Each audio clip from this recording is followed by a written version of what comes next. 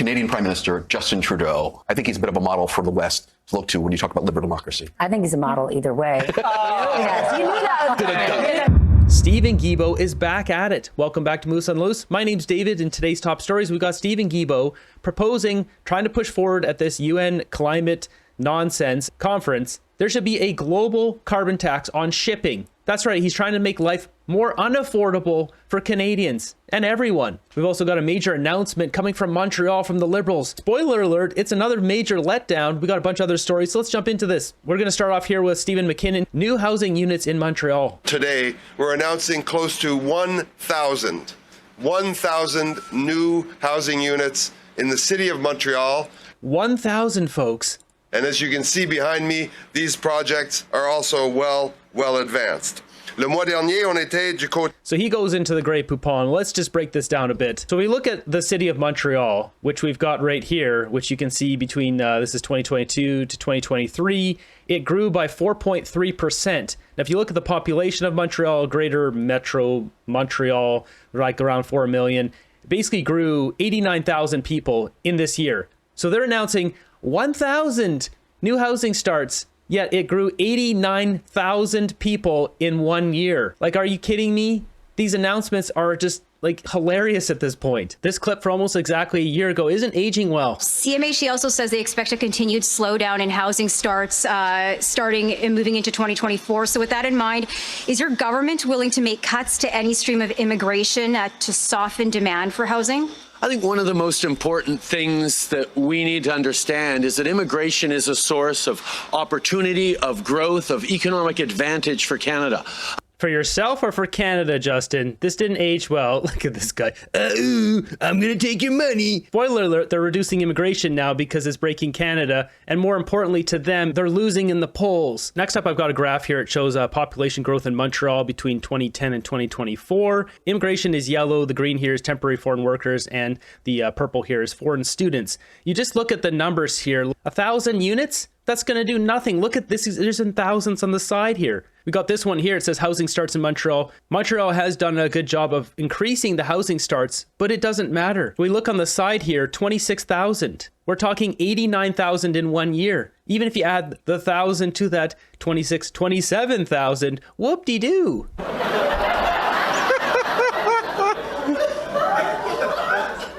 Someone put a laugh track over this. This guy, like, bumbling buffoon doesn't know how to use a hammer. You take a look at this one here. I don't even need to tell you what's on this graph. You can see the problem here. Like, the Liberals were trying to do it here and then COVID happened. COVID essentially helped save Canada from some of this massive amounts of immigration and foreign students, all the people they're bringing in. Non-permanent residents is this green color. I should note this is for Quebec, not just Montreal, this graph, but look down here. We got Canada as a whole. This is population growth, Canada, provinces and territories. Obviously, Alberta now is becoming the top place for people to move. Just because there's jobs, there's less woke garbage and it's cheaper there. Got Quebec down here, same thing, 2.5% increase. And yet this guy stands up here like this is some great achievement that they're announcing 1,000 new houses. This is just embarrassing at this point. In breaking news here, we've got Stephen Guilbeault announcing a carbon tax on global shipping. That's right, they want to put a carbon tax on anything that's shipped. While he can't control the other countries, he can do his best to try to continue to destroy Canada, which is what he's trying to do here. It says Trudeau government backs talks for levy on shipping to help developing nations fight climate change. That's right. He wants to help the developing nations fight climate change. Just remember, Trudeau was just giving a speech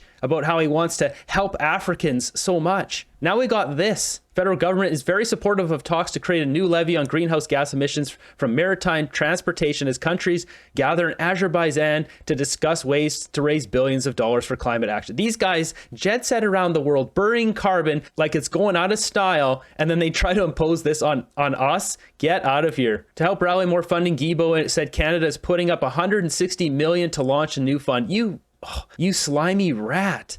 We got people in the streets and you're giving more money. Called Gaia, it will finance projects to slash emissions and help lower income countries adapt to damages of climate change, including small island states off the Caribbean. We're funding climate change stuff around the world. Are you kidding me? The fund will include direct grants and long-term loans with the goals of rallying $2 billion from governments and private sources. This guy is such a rat. With contributions from Canada, international, blah, blah, blah. So they're raising some other money, but he's giving a lot of our money to this international International Climate Green Fund, Mitsubishi. As Ryan Garrettson says here, this guy traveled 9,000 kilometers to Azerbaijan to send us a video complaining about warm weather. The guy's flight will emit almost 70 tons of CO2. An average person generates 7 tons per year. And he's going to complain to us that we aren't doing enough. Hello, everyone. I'm here at COP29 in Azerbaijan to work with more than 190 countries to see how we continue moving forward in tackling climate change. As some of you may know, 2024 will likely be the warmest year on record. Last year was the warmest year on record. So climate change is real, it's happening, and we need to do something about it. And what's great about being here is to being able to talk and work with so many countries from around the world who are working to phase out their dependency on coal, who are implementing more. Dude, you are exporting so much coal to China. You don't have to. This guy's the audacity to say that. You cannot say that. This guy's such a loser. More clean technologies, renewable energy. It's a complex challenge. It's a difficult form, more than 190 countries. But we can do this. We have to do this. And Canada's here do its part and work with. Curious how many actually cared about this issue before, and now they say, screw it. Everything is in vain if buffoons like him are excessively emitting while constantly preaching to others. They could have done this over Zoom. They don't need to all fly to Azerbaijan to have these meetings. Guilbeault is as relevant as yesterday's fart. Let's put focus on anything to get a Canadian election ASAP. Fire the liar. As a Canadian, I'm 100% fed up with this man imposing this cataclysmic fantasies on myself and other Canadians. If he wants to limit his carbon footprint, he can do what he wants. He should leave the rest of us alone. What a hypocrite. I mean, there's not a lot of support here, Guilbeault. Now, if we look over here, we got Pierre Poilievre commenting on this. He says, Trudeau's radical environment minister now wants to take his carbon tax global and tax shipping everywhere. So you can sign a thing here. It's on Pierre Poilievre's X account, and we take a look at this. It says Canada's ports are responsible for 17 billion of economic output. The marine sector is responsible for 353,000 Canadian jobs. They want to absolutely destroy us. They're trying to destroy everyone. Election now, Trudeau's trying to completely destroy Canada before we have a chance of sending him packing. Yeah, this is like trying to do the final blow on us. Now, what exactly are these numbers? They haven't given specifics, but if you look at the carbon tax for international shipping, this is an idea they have been kicking around for a while here. It says with proposals ranging from $150 to just $2 per ton of fuel. And coming from the Conservatives here, we've got this where it says the current cost that we're paying here on the carbon tax, the net cost from Trudeau's carbon tax, $560, $600, $700, $800, $900 based on the province. If you're in British Columbia, like myself, or Quebec, we're paying a lot more because you add the rebate onto that. It's like $3,000. So this is our current carbon tax. Now, if they add a marine one, what does that mean? Does it mean we're doubling this number? That would be a net cost, but what is the deep sunk cost? What is the overall economic impact of this when suddenly everything coming overseas, considering most stuff comes from China, Vietnam, wherever, now has an added fee onto it? This is going to destroy our economy. Justin Trudeau and Stephen Guilbeault, these guys are narcissistic, Machiavellian, eco-zealots. They're absolute monsters for even considering this. Now, you must wonder who would be getting all this carbon tax dollars. Well, it would go to the World Bank, and we've got it summarized here. The World Bank, I've got a list of the scandals involved here. We're not going to read through all these. The World Bank is not exactly squeaky clean as we scroll down here, but we get to Ajay Banga, who's the current leader of the World Bank. It says an Oxfam investigation revealed that the World Bank lost track of between $24 billion and $41 billion intended for combating climate change due to poor record keeping. You can't make this up. They want to take our money and then, oops, we lost the money. Where did they go? It went into their bank accounts. This is a money laundering scheme. We're not stupid. This raised concerns about transparency and accountability within the institution. Are you kidding me? So we can see this article right here on the New York Post. Could be twice or 10 times more. Stop funding climate chaos. No kidding. These guys are smart. They found something that kind of tugs at people's heartstrings, the climate. Everyone loves the planet. We live here. And they've turned this into a big money-making scam. Next up, we got this clip here. This is some woke media. You got to check this out. So this is America, and they're just absolutely drooling over Justin Trudeau. We are back with our nightcap, and you guessed it. It is time for our MVPs of the week. Who had the biggest week? Doesn't have to be the best. Peter, to you first. I'm going to go with Canadian Prime Minister Justin Trudeau, who this week had the temerity to call out Narendra Modi for what appears to be the assassination of a Sikh nationalist, a Canadian citizen in British Columbia. And I want to single him out for one really big reason. Remember, Modi came to Washington and was feted. And you talked earlier about democracy. They had a state dinner for him. State dinner for a man who has led a government that is undermining Indian democracy, persecuting Muslims in India. And we've seen the Biden administration come in on the Saudis, on the Russians, on the Ukrainians, and on the Chinese. We've seen him come into office talking about democracy and human rights and slowly backing away from it. Trudeau has not. Trudeau was very early when he first came into office, one of the toughest on the Russians for the 2014 invasion of Ukraine. He's been tough on the Saudis, he's been tough on the Chinese, and now he's been tough on the Indians. I think he's a bit of a model for the West to look to when you talk about liberal democracy. I think he's a model either way. Yes, you knew that. Ugh, cringe. These people are all cringe. This guy's a loser. She's nasty. This barf, her drooling all over Justin Trudeau. This is the most woke American broadcast I've seen in a while. I don't suspect the comments are going to be too kind here. Americans should read a book once in a while. They're shooting off their mouths without knowing the facts. MSNBC, are you kidding me? MSNBC, you're kidding, right? The most far-left liberal media like CNN. Next up, we got this one. It says why black public servants took the government to court. That's right. They're suing them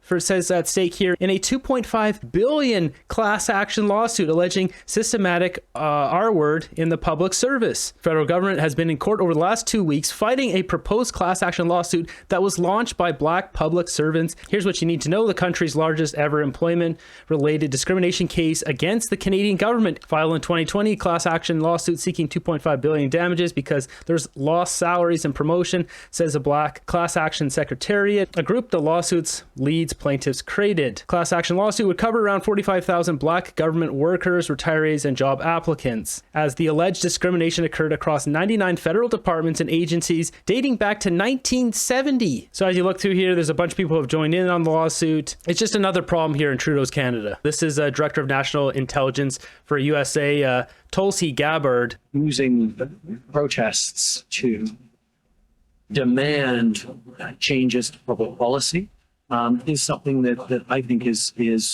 worrisome. So here we have the Prime Minister of Canada saying that, yes, we have a highly functioning democracy and his voices, the Canadian voices, should be heard and the right and freedom to protest. However, if those protests are used to demand change in government policy, then that can, just in that statement in and of itself, you got to wonder how this guy doesn't see the hypocrisy in his singular phrase. Exactly. Justin Trudeau's the hypocrisy king, flying around the world in his jet and then telling us we're the problem. We're creating too much carbon in the planet. You can already see multiple of Trump's appointed people for his upcoming cabinet, like her, that are speaking out against Trudeau. It's outrageous. So next up, we got this one here, the lest we forget our heroes, the leader of Hamas here. So this is, a lot of people didn't know if this was real or not. This is real. It's happening November 26th, 6 p.m. at 300 City Center Drive in Mississauga. There's a bunch of people who are going to show up to this. This is not going to go over well, Palestinian protesters. Just telling you, stop using this language for your deranged criminals. Next up, we got this one. Dollarama quietly removes self-checkout stations from some Ontario locations. I wonder why that is.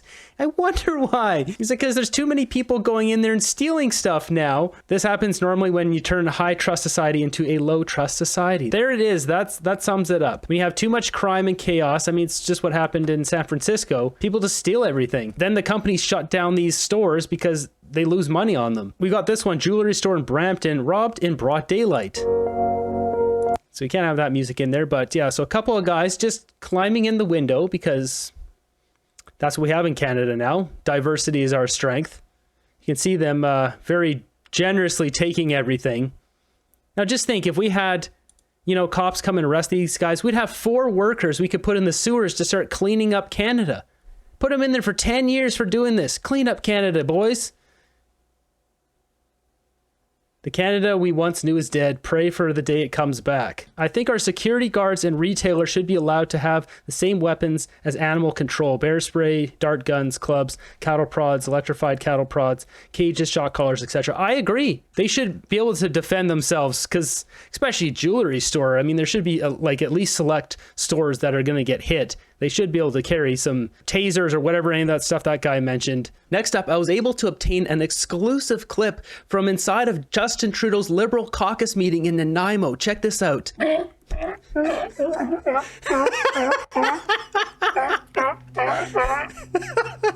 I had to. I'm sorry. I'm sure this is how they sound in their caucus meetings. One thing's for sure, they're achieving more than Trudeau does in his caucus meetings. There you have it, Stephen Guilbeault, Justin Trudeau trying to do their final farewell to Canada, just royally screwing us over as best as they can. Despite the cries of millions of people for an election, they will not do what's best for the country. They will not serve the country. They don't care about the country. They care about getting rich and destroying Canada.